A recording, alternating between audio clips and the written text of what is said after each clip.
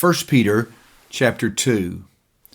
Therefore, laying aside all malice, all deceit, hypocrisy, envy, and all evil speaking, as newborn babes desire the pure milk of the word, that you may grow thereby, if indeed you have tested that the Lord is gracious.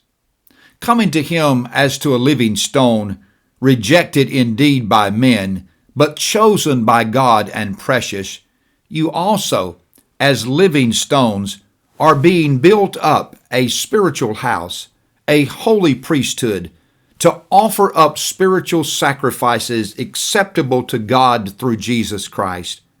Therefore, it is also contained in the Scriptures, Behold, I lay in Zion a chief cornerstone, elect, precious, and he who believes on him will by no means be put to shame. Therefore, to you who believe, he is precious. But to those who are disobedient, the stone which the builders rejected has become the chief cornerstone, and a stone of stumbling, and a rock of offense. They stumble, being disobedient to the word, to which they also were appointed. But you are a chosen generation, a royal priesthood, a holy nation, his own special people, that you may proclaim the praises of him who called you out of darkness into his marvelous light, who once were not a people, but are now the people of God, who had not obtained mercy, but now have obtained mercy.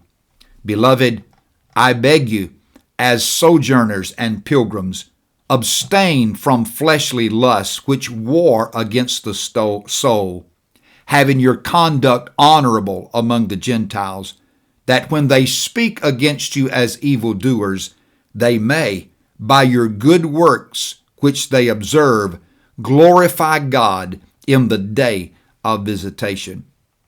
Therefore, submit yourselves to every ordinance of man for the Lord's sake, whether to the king as supreme, or to governors, as to those who are sent by him for the punishment of evildoers and for the praise of those who do good. For this is the will of God, that by doing good you may put to silence the ignorance of foolish men, as free, yet not using liberty as a cloak for vice, but as bondservants of God. Honor all people, love the brotherhood, fear God, honor the king. Servants, be submissive to your masters with all fear, not only to the good and gentle, but also to the harsh. For this is commendable, if because of conscience toward God one endures grief, suffering wrongly. For what credit is it if when you are beaten for your faults, you take it patiently? But when you do good and suffer, if you take it patiently, this is commendable before God. For to this you were called, because Christ also suffered for us, leaving us an example that you should follow his steps, who committed no sin, nor was deceit found in his mouth, who when he was reviled, did not revile in return.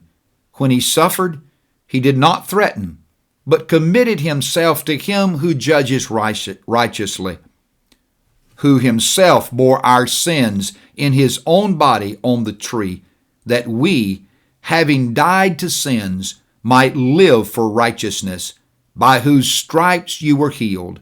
For you were like sheep going astray, but have now returned to the shepherd and overseer of your souls.